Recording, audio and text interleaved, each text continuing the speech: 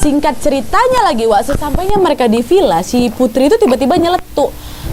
Kok kalian semua mau bangkai ini? Dan gak lama setelah si Putri ngomong itu terjadi lagi tragedi, Wak. Tragedi apa? Hai, wassalamualaikum warahmatullahi wabarakatuh. Terima kasih sudah klik video ini. Oke, Wak, jadi di malam Jumat ini seperti biasa aku akan kembali menceritakan sebuah kisah horor. Kisah horor dari Wawa. Dan malam ini aku akan menceritakan satu lagi kisah horor tentang Wawa aku yang lagi liburan di sebuah villa di Bogor. Jadi tanpa berlama-lama kita langsung masuk aja ke ceritanya ya.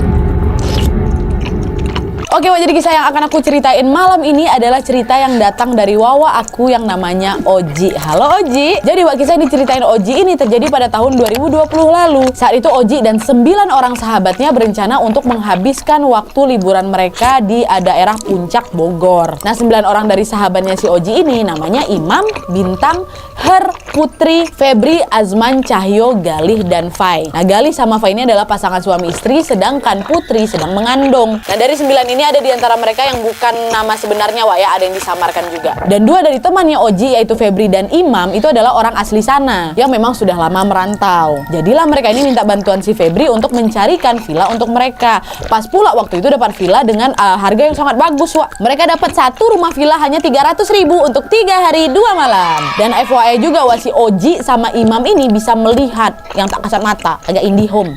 Oke, Oji sama Imam ya. Nah, pas hari H berangkatlah, Wak, mereka naik motor. Mulai jalan jam 10 malam setelah semuanya selesai pulang kerja. Di perjalanan menuju ke villa, mereka ini harus melewati jalanan menanjak curam, Wak, dengan kondisi jalanan yang juga nggak terlalu bagus. Dan entah kenapa di tengah perjalanan Oji ini sebenarnya udah ngerasa ada perasaan yang nggak enak gitu, kayak ada yang menjanggal lah gitu di hatinya. Tapi memang nggak dihiraukan kali sama dia pertama-tamanya. Dan pas lagi ngerasain sesuatu yang mengganjal ini, tiba-tiba Oji dan beberapa teman-temannya melihat ada sosok pria lagi jalan kaki di sebelah motor mereka. Kan tengok sama mereka, nampak lah, Wak, kalau ternyata wajah pria itu hancur sebelah. Semua refleks pada langsung istighfar semua. Astagfirullahaladzim. Sambil tetap ngegas itu, Wak. Aku tengok tadi, tengok aku. Udah jangan kasih tahu yang nggak tengok, udah diam aja, nanti pada ketakutan pula di jalan itu. Dan kehororan pertama itu berlanjut lagi, nanti aku ceritain. Nah, singkat cerita, akhirnya mereka sampailah di wilayah sekitar villa yang mau mereka sewa. Pas itu mereka lihat akses jalanan menuju ke villa itu ditutup sama portal. Bingung lah mereka, kayak mana mau masuk ke villa kalau di portal kayak gini. Dan pas mau jalan ke arah portal itu pun tiba-tiba motor si Oji mati, nggak bisa di starter lagi tuh loh, Wak. Kurasa ini pula kenapa perasaan si Oji tadi nggak enak ya. Kayak ada aja gitu halangan mereka nyampe di villa ini ya kan. Tapi namanya mereka udah jauh jalannya kan, niat mau liburan juga, villa udah terbayar. Akhirnya mereka nelpon lah ownernya si villa itu untuk menanyakan, Pak, nih gimana cara kami bisa masuk ke villa kalau di portal kayak ini. Waktu itu si owner pun bilang, oh ya udah bentar ya Mas, saya akan pergi ke sana. Akhirnya mereka nunggu lah sembari masih berusaha untuk menyalakan kembali motornya si Oji yang mati tadi itu. Dan alhamdulillahnya nggak lama setelah itu motornya si Oji bisa nyala lagi, dan nggak lama kemudian si owner villa ini pun nggak datang untuk bisa membukakan jalan mereka menuju ke villa. Dan mereka lanjut lagi lah itu melewati jalan berkelok-kelok sekitar 20 menit lamanya, Wak. Sampai akhirnya mereka sampailah ke villa yang dituju. Nah, anehnya, Wak, mereka ini kan jalan pakai 5 motor. Jadi masing-masing kan boncengan berdua gitu ya kan. Waktu si Oji ini belok ke kiri masuk ke halaman villa, 4 motor kawan di belakang ini malah nggak tengok si Oji ini belok kiri. Jadi memang sempat 4 kawannya si Oji ini malah jalan lurus tak kemana-mana. Oji lihat kan, kemana mereka? Akhirnya disusul lagi sama si Oji. Woi, salah jalan lewat sini, kata. Baru akhirnya mereka sadar, iya salah, belok sana, woi terlajak kita dah, putar balik lagi tuh. Nah, ini agak nggak masuk akal, Wak. Bukan kecil bodi motor itu, kok bisa nggak ternampak si Oji ini belok kiri ya kan? Padahal mereka dempet-dempetan itu jalannya. Tapi ya udahlah, mereka pikir mungkin karena memang mereka ini lagi pada kecapean semua, jadi hilang fokus, nggak begitu dipikirkan kali sama mereka. Lanjut aja tuh mereka masuk ke villa kan, beberes, ngobrol lah sampai jam 3 pagi. Dan setelahnya langsung lah pada tidur semuanya. Dah, keesokan paginya orang ini bangun sekitar jam 11 siang, Wak, dan langsung bersiap-siap untuk pergi ke rumah orang tuanya si Febri karena memang diundang oleh orang tuanya untuk makan siang di sana. Kan Febri memang orang asli Bogor kan. Berangkatlah mereka ke sana, makan siang, ngobrol-ngobrol gitu. Nah, pas lagi ngobrol ini si Putri yang lagi hamil itu nyeletuk, masa kita nggak jalan-jalan weh ke air terjun lah yuk, seru kayaknya. Mendengar ide si Putri, Imam nih langsung bilang, kalau mau ke sana aku balik dulu ya ke rumah, ada barang yang mau aku ambil, kata si Imam. Imam kan juga tinggal di sana kan. Dan ternyata juga, Wak, Imam nih sebenarnya juga udah punya perasaan nggak enak. Nah, waktu mendengar ucapannya si Imam ini, Putri itu sempat berucap, apa ya kau berdua, sambil nunjuk Oji sama Imam. Imam. Dua orang ini kalau misalnya diajak kemana-mana pasti parnoan, gak asik. Omongan si Putri pun langsung disahut sama Umi. Umi ini ibunya Febri. Jangan sesumbar nak, ini bukan wilayah kalian. Nah, tuh catat wah. Kalau kalian pergi ke tempat lain, mau kalian percaya atau kalian nggak percaya, tetap harus hormatin juga ya kepercayaan setempat. Dah lanjut lagi. Nah, singkat cerita, si Imam ini betulan wak balik ke rumahnya dan nggak lama setelah itu dia gabung lagi nih sama kawan-kawannya. Ternyata Imam ini balik ke rumah untuk ngambil garam, bawang putih, cutter, sama minyak angin. Nah, kenapa sih Imam tuh pengen kali bawa 4 barang itu? Pokoknya harus aku bawa. Itulah intinya. Akhirnya sekitar jam 2 siang, wah orang ini pun jalanlah menuju ke lokasi air terjun yang nggak bisa aku sebutkan namanya, wah. Dan FYI juga jalan dari lokasi parkiran menuju ke air terjun itu sendiri kayak menurun gitu. Cukup curam juga wah turunannya. Jadi lokasi air terjunnya ini memang belum banyak diketahui oleh wisatawan, wah. Memang masih sepi, asri dan nampak kali lah belum banyak yang disentuh. Dah sesampainya mereka di air terjun saat itu waktu sudah menunjukkan sekitar jam setengah 4 sore. Dan saat itu mereka masih melihat ada beberapa warga lokal yang memang lagi mandi. Akhirnya mereka pun memutuskan ya udah tunggu aja antri aja dulu. Kita tunggu aja sampai warga-warga itu selesai mandi. Nah sekitar setengah jam kemudian para warga tersebut pun naiklah dari sungai kan, dan akhirnya Oji dan kawan-kawan pun langsung turun main air. Nah di sini ada kejadian aneh lagi, Wak. Jadi pas orang ini masuk ke air, tiba-tiba muncul itu segerombolan monyet hutan. Segerombolan datang langsung yang memang turun dari pohon dan berbaris mengelilingi air terjun. Nah di antara monyet-monyet ini ada satu monyet yang terlihat kayak rajanya gitu loh, Wak, yang lagi duduk di antara 2 batang bambu. Dan anehnya lagi si raja monyet ini terlihat seperti memperhatikan gerak-gerik Oji dan kawan-kawan. Tengok aja satu-satu. Gitu. Jadi bukan kayak normalnya monyet biasa yang turun nongkrong buat cari makan atau main gitu loh, Wak. Bukan, ditengok aja satu-satu gitu. Ya tapi namanya orang ini mau liburan pula ya kan, jadi tetap asik lah mereka ini main, wah, nggak terlalu dipikirkan kali sama mereka itu. Kenapa monyet-monyet ini pada duduk mengelilingi duduk mengelilingi mereka. Justru sama si Fai di fotonya tuh monyet-monyet itu. Fotonya satu-satu. Kita dikelilingi monyet. Gitu. Dan kalian tahu apa hasil foto ini? Hasil fotonya si Fai ini ngeblur semua, buram, nggak ada yang jelas sama sekali. Dan pas mereka tengok lagi, tiba-tiba si raja monyet itu, si raja yang lagi terduduk di antara 2 bambu itu udah pindah tempat duduk. Pindahnya kemana? Jadi kan kawannya si Oji ini foto-foto di batu yang memang letaknya ada di bawah air terjun. Nah si raja monyetnya ini wak pindah ke atas bambu yang ada persis di atas kepala kawan-kawannya si Oji. Dan entah kenapa waktu itu si Oji ini pun sempat terselip lidah. Dia bilang, itu kalau monyet tuh berak ya, apa nggak mati yang kena kotoran di bawahnya ya? Itu pula terucap sama si Oji. Untungnya setelah itu si Oji ditegur sama si Pe. Kok ngomong apa ini? Jangan macam-macam kau. Abis kena tepuk baru tersadar si Oji ini kan. Iya ding. Kayak udah nggak beres di sini nih. Gak usah lama-lama di air terjun lagi, Wak. Akhirnya Oji ini pun ngajak lah kawan-kawan ini buat naik kan. Wewe naik. Ayo cepat naik. Udah nggak betul ini. Naik. Udah mau maghrib. Naik. Udah lah tuh, naiklah ini mereka semua ya kan. Dan keanehan berikutnya ini, Wak, pas orang ini lagi mau naik dari air, gerombolan monyet-monyet yang lagi tersusun mengelilingi mereka itu tiba-tiba lenyap, hilang, serentak pula hilangnya. Dan nggak tahu kapan perginya tuh loh. Normalnya kan, Wak, kalaupun si monyet-monyet ini pergi pasti kayak susul-susulan gitu kan. 1 pergi, lanjut 2, lanjut 1 lagi kan gitu. Ini nggak, Wak, langsung pergi semuanya. Hilang. Pun kalau sana itu adalah monyet asli, kalau misalnya dia berjalan menyusulin kawan-kawan kan kita masih ternampak tuh. Tapi ini enggak, Wak, pergi gitu semua, hilang lenyap. Tapi lagi-lagi tidak dipikirkan lagi sama mereka semua. Yang jelas di pikiran mereka udah pokoknya harus cabut dari tempat ini sekarang juga. Dan singkat ceritanya, pada saat orang ini lagi mau ganti baju, Oji sama Imam, mereka berdua ini udah ngerasa kayak ada sesosok perempuan berbaju putih yang lagi ngawasi rombongan kita ini ya kan. Jadi mereka ini pun memutuskan untuk udahlah biar aja kawan-kawan itu duluan, kita belakangan aja gitu buat jaga-jaga maksudnya. Dan selesai ganti baju, mereka gerak lah ini, Wak, lewat jalan menanjak menuju ke parkiran. Dan sesampainya di parkiran, si Putri yang lagi hamil itu tiba-tiba pingsan. Sama Oji diurut lah itu kan si Putri kan. Dan Oji ini juga langsung memencet bagian belakang telinganya si Putri. Pencet baca-baca doa tuh. Dan tiba-tiba, Wak, Putri ini langsung sadarkan diri dan langsung menjerit. Dia bilang, ambilin bunganya, itu jatuh ke belakang, katanya sambil nunjuk ke belakang apa, parkiran. Spontan si Oji ini pun langsung lari lah ke belakang parkiran itu.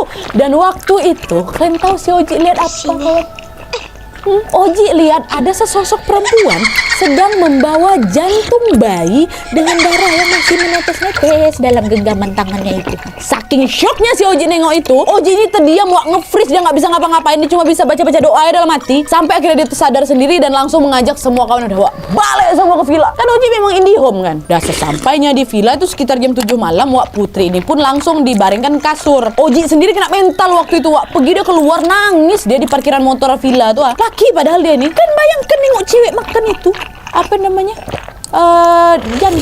jantung bayi. Gak lama setelah dia menangis ini, imam datang lah bawain segelas air putih. Kada, aku minum dulu, tenangin pikiran kau dulu. Udah tenang, wak, besok kita udah balik kok ya, tenang kok, tenang. Ini kan juga tahu kawannya kayak gitu kan. Dan pas mereka lagi ngobrol ini, mereka berdua barulah tersadar, dua orang kawan kita lagi mana ya. Dua orang ini entah siapa, nggak disebutin sama si Oji. Ada kok nampak dua orang ini, entah kemana ya, carilah itu, nggak ada, wak. Tapi tahu-tahu dua orang lagi dicari ini rupanya datang bawa minuman keras. Woi, ngapain kalian beli miras ini? Biar nggak stres kali kita, wak, biar agak slow dikit, kan kita mau liburan. Makin panik lah si Oji sama si Imam ini kan. Jangan ngaco, kalian ini bukan waktu yang tepat buat kalian miras-mirasan di sini ya. Pas lagi kesal ngeliat kelakuan kawan-kawannya ini, Oji tiba-tiba kebelet buang air kecil. Waktu itu Oji mikir, ya udahlah aku cowok ini di sini aja buang air kecil, kan dia lagi di luar tuh. Yang penting aku permisi dulu, katanya. Dah buang air kecil lah dia tuh, dia alang-alang tuh. Nah pas si Oji ini lagi buang air kecil, tiba-tiba ada suara yang arahnya datang tepat persis di muka depannya si Oji. Terus dia lihat ada sesuatu berwarna merah dan berbunyi tretek, kayak gitu. Entah apa yang dilihat sama si Oji waktu itu. Oji pun nggak dikasih tahu di sini. Yang jelas dia dengar ada suara kayak gitu. Oji terkejut, dia diam dia. Tuh perlahan udah selesai pipis, dia kan langsung balik badan dan dia langsung nyamperin si Imam lagi.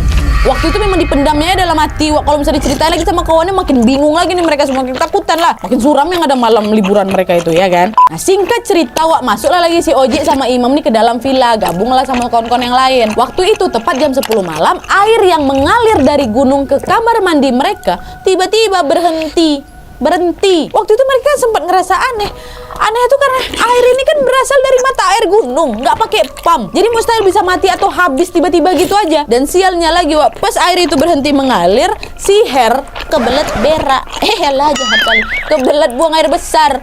Pup. Akhirnya mereka telepon lah ownernya lagi kan, bilang, "Pak, ini air mati ini." "Oh ya udah Mas, mohon maaf. Kalian bisa pergi ke villa saya yang satu lagi aja, deket kok lokasinya. Ada di area atas villa kalian. Kesana aja dulu kalau memang kebelet kali, nunggu saya bakal lama," kata si owner ini kan. Udah lah, gas lah si Harry ini sama Bintang, diminta kawannya sama Bintang kan, pergilah ke villa atas itu. Harry udah nggak tahan lagi, wak, dan nggak berani juga lah pergi ke sana sendirian. Nah pas nyampe di villa satu lagi itu, rupanya bentuknya tuh bukan villa kayak rumah gitu, wak, tapi kayak pendopo yang sudah tidak terpakai. Karena Harry sama Bintang nengok itu mereka nggak yakin sama tempat yang mereka lihat, akhirnya mereka memutuskan untuk udahlah, wak, jangan, wak, kita turun aja cari rumah warga, numpang berak aja aku di sana, kata si Bintang. Udahlah, turunlah mereka ke rumah warga. Sekitar jam setengah 12 malam, Bintang sama Harry pun baliklah lagi ke villa yang mereka sewa. Nah pas si Harry sama si Bintang ini balik, Oji baru kepikiran, gimana nanti kalau misalnya kawan-kawan yang cewek ini butuh air, wak, air kamar mandi kita mati, belum ngalir juga lagi nih ya. Karena khawatir, Oji ini pun berinisiatif buat, wak, siapa entah 3 orang lah di sini, ikut aku yuk ambil air di pendopo di atas tuh, kita tampung aja, satu di Dirijen, satu lagi di ember. Ayo lo, wak, aku kawanin dah. Pergilah itu mereka berempat naik 2 motor ke pendopo yang di atas itu. Dan sesampainya mereka berempat di pendopo itu, wak, Oji sama si Imam ikut memang. Mereka berdua sama-sama melihat ada sesosok nenek-nenek bungkuk berwajah hancur dan bau bangkai, wak. Waktu itu si Oji ini sempat lagi terselip lidah, dia bilang, "Hih,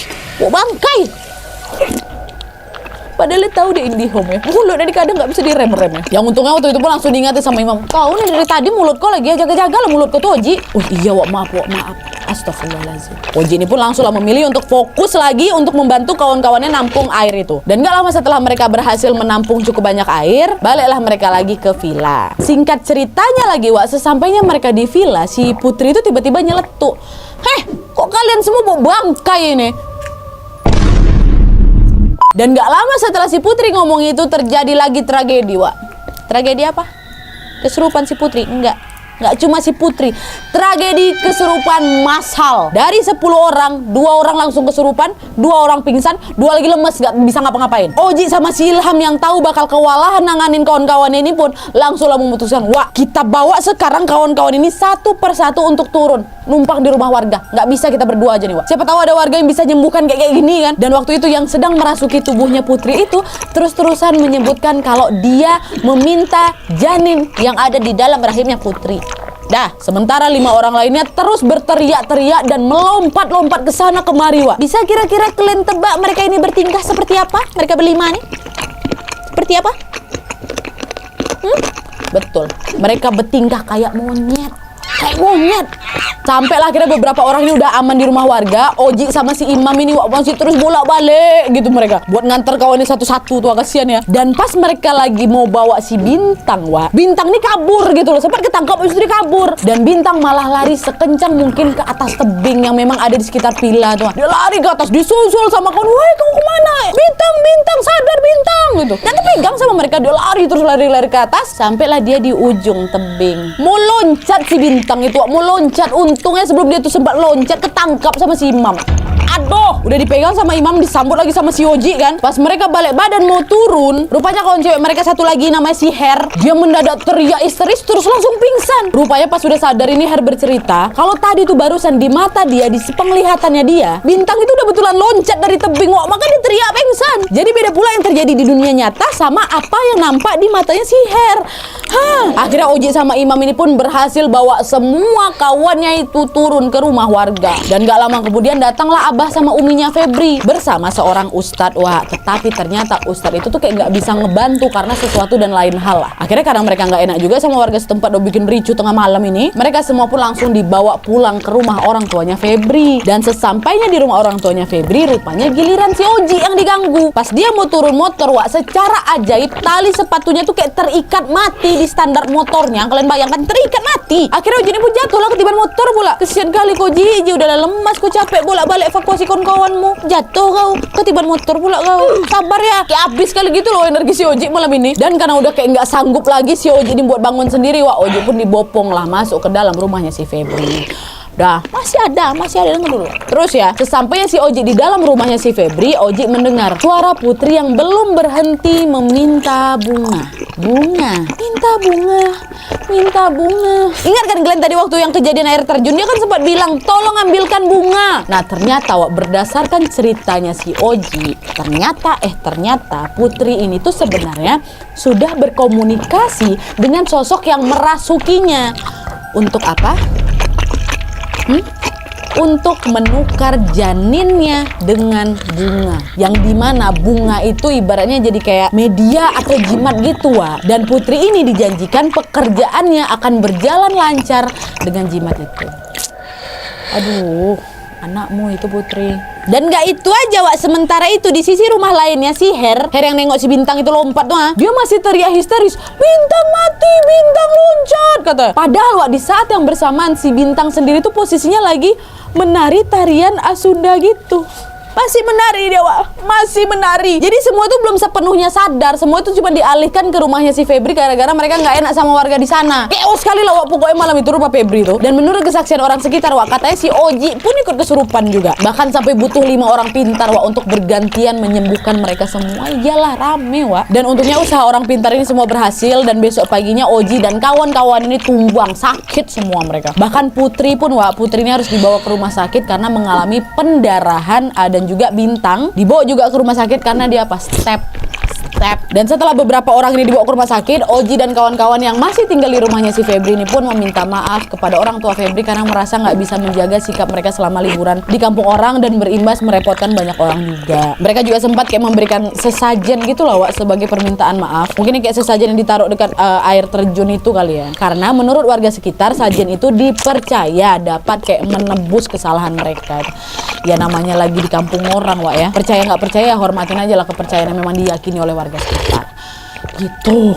Terus nggak lama setelah itu, mereka yang tersisa di rumahnya si Febri ini pun balik lagi ke villa nih untuk mengambil sisa barang yang mereka tinggalkan di malam sebelumnya. Ya namanya juga udah chaos sekali malam itu ya, karena nggak fokus lah mereka buat amanin barang-barang mereka. Fokus mereka tuh cuma untuk bisa menyelamatkan nyawa mereka ya malam itu. Jadi memang malam kemarinnya mereka ditinggal-tinggalnya aja lah barang-barangnya di villa. Dan di perjalanan buat naik ke villa ini tepat di atas bukit di jalan yang diportal sama si warga itu, ternyata terdapat beton besar bertuliskan kawasan terlarang. Ada tulisan itu. Padahal nih ya, semenjak mereka datang dan selama mereka liburan di sana, nggak ada satupun dari 10 orang itu yang melihat tulisan merah besar berlampu tembak pula. Kawasan terlarang sejelas itu. Nggak ada dari mereka yang lihat, kayak mungkin udah ketutup gitulah mata mereka itu. Nggak sampai di sini aja, Wak, keanehan kembali lagi terjadi. Ternyata sesampainya mereka di villa, kondisi villa mereka ini rapi, bersih. Rapi dan bersih. Padahal jelas sekali setelah kejadian semalam, mereka tuh ninggalin villa mereka tuh dalam kondisi berantakan, kacau balau, udah macam kapal pecah, Wak. Entah siapa yang bereskan barang-barang itu. Owner belum tahu lagi mereka balik. Dan gak ada satupun warga yang berani mendekati villa itu karena kan itu kawasan terlarang. Dan usut punya usut, Wak. Entah mereka ini dapat berita dari mana, karena Oji juga gak ada cerita detailnya. Tapi mereka mendapatkan informasi bahwa sebelum mereka datang, entah beberapa waktu sebelumnya lah ya, ternyata ada 7 orang yang menyewa villa itu. Dan naasnya 1 orang di sana itu diketahui meninggal dunia karena loncat dari tebing itu, tepat di mana si Bintang mau loncat malam itu tuh. Dan jasad orang ini baru ditemukan besok paginya dengan kondisi wajahnya yang hancur sebelah karena terhimpit batu. Familiar kalian? Familiar betul. Sosok yang sama persis dengan yang mereka lihat di perjalanan menuju ke villa malam pertama tuh. Yang si Oji sama beberapa kawan yang ada laki-laki jalan mukanya hancur. Dan mungkin juga penampakan itu niatnya bukan untuk nakutin mungkin, Wak. Entah lebih ke peringatan gak sih buat mereka? Ya gak sih? Entahlah ya. Dan ternyata juga, Wak, usut punya usut lagi, lokasi villa tersebut tuh menjadi kawasan terlarang karena di sekitar wilayah itu terdapat suatu gunung yang dianggap keramat, Wak. Dan entah kebetulan atau enggak, lokasinya itu tepat di tempat kejadian kecelakaan penerbangan yang memang sempat terjadi di sana. Ya wallahu alam sih, Wak, ya. Namanya juga ajal dan kehidupan itu kan Allah subhanahu wa ta'ala yang ngatur. Tapi memang masyarakat setempat itu meyakini bahwa kawasan itu ya angker dan bahkan dapat membahayakan nyawa manusia. Sampai akhirnya balik lagi ke ceritanya si Oji dan kawan-kawan ini pun alhamdulillahnya bisa kembali pulang ke rumah masing-masing dengan aman dan selamat. Tapi sayangnya, Wak, 7 hari setelah kepulangan mereka mendapatkan kabar duka yang datang dari keluarganya Febri. Umi berpulang, ibunya Febri. Jadilah Oji sama si Putri ini yang menjadi utusan dari geng mereka ini datang untuk melayat karena kawan lainnya itu lagi nggak bisa izin kerja. Jadi kira mereka pergi lagi lah itu ke puncak, ya kan. Dan FYI, untuk menuju ke rumahnya Febri ini mereka harus melewati jalur pertigaan yang dimana kalau belok ke kanan itu ke arah menuju villa yang mereka sewa, dan kalau belok ke kiri barulah itu ke rumah orang tuanya si Febri kan. Putri waktu itu udah wanti-wanti, udah ya nggak usah lagi ditengok villa itu, bismillah aja. Tapi tahu kalian apa yang Oji alami saat lewat pertigaan itu? Dia mendengar suara ketawa yang disusul dengan bisikan, sini lagi, dulu nantangin, sini lagi, gitu. Itu yang didengar sama si Oji. Apa nggak istighfar, astagfirullahaladzim, jangan lihat. Nah, akhirnya udah agak menjauh dari pertigaan, sampailah akhirnya di rumah atau di lokasi pemakamannya Umi. Dan setelah semua prosesi selesai, Oji dan Putri ini pun langsung pamit balik lagi, Wak. Dan di situ Oji mengaku Oji sempat melihat sosok Umi yang tersenyum penuh cahaya dan mengangguk sambil bilang pulang. Dan tanpa berpikir panjang balik langsung lah orang ini. Dan mau nggak mau kan harus ngelewatin pertigaan tadi lagi, ya kan. Dan tahu lagi kalian apa yang dia dengar si Oji ini? Ayo main-main lagi gitu. Istighfar lagi si Oji, astagfirullahaladzim. Dia tetap berdoa, dia tetap gas lagi tuh motornya, sampailah mereka di rumah masing-masing dengan selamat. Alhamdulillah. Ya Allah. Oke, Wak, jadi itu tadi kisah dari Oji. Nggak kebayang sih aku gimana caranya bisa ngejagain banyak kali kawan yang lagi kesurupan semua sekaligus pula. Kalau aku jadi Oji pas udah panik setengah mati aku. Sehat-sehat ya Kak Oji. Salam juga buat kawan-kawan di sana. Dan buat kalian yang juga pengen berbagi pengalaman horornya, bisa langsung tulis pengalaman horor kalian serapi mungkin, seapa adanya mungkin, ke email di bawah ini dengan subjek kisah hororku. Juga sertakan nomor WhatsApp dan Instagram kalian supaya kami gampang hubungin kalian. Oke, Wak, jadi sekian dulu videonya. Terima kasih banyak yang sudah menonton. Kalau kalian suka video ini, klik like-nya. Jangan lupa komen di bawah untuk ide dan saran-saran untuk video selanjutnya. Jangan lupa nyalain notifikasinya supaya kalian tahu kalau aku upload video baru. And as always, jangan lupa untuk klik tombol subscribe supaya kalian sama-sama tahu informasi menarik dan menegangkan dari channel aku. See you next video, Bye.